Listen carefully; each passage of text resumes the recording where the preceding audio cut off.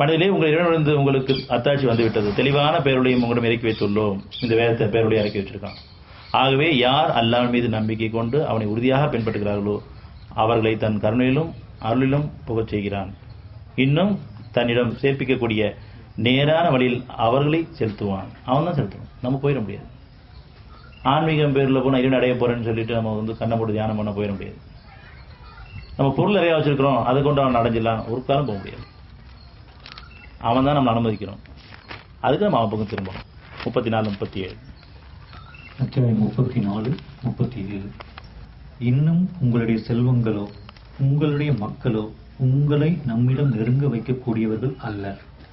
ஆனால் எவர் நம்பிக்கை கொண்டு நல்ல செயல்கள் செய்கின்றாரோ அத்தகையோருக்கு அவர்கள் செய்ததற்கு இருமுறை நற்கூலி உண்டு.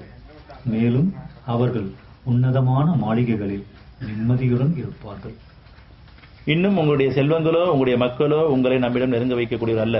ஆனால் எவர் நம்பிக்கை கொண்டு நல்ல செயலை செய்கிறார்களோ, இறைவன் ஒருத்தனை ஏற்றுக்கிட்டு அவன்கிட்ட சரணடைகிறாங்களோ அத்தையோருக்கு அவர் செய்ததுக்கு இருமுறை நற்கூலி கொடுக்க உண்டு.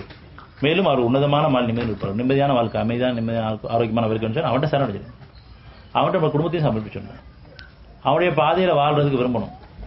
வழிதவரை போயிடக்கூடாது இறைவனேன்னு கேட்கணும். அவனுக்கு எதை இணையாக்கிடக்கூடாது.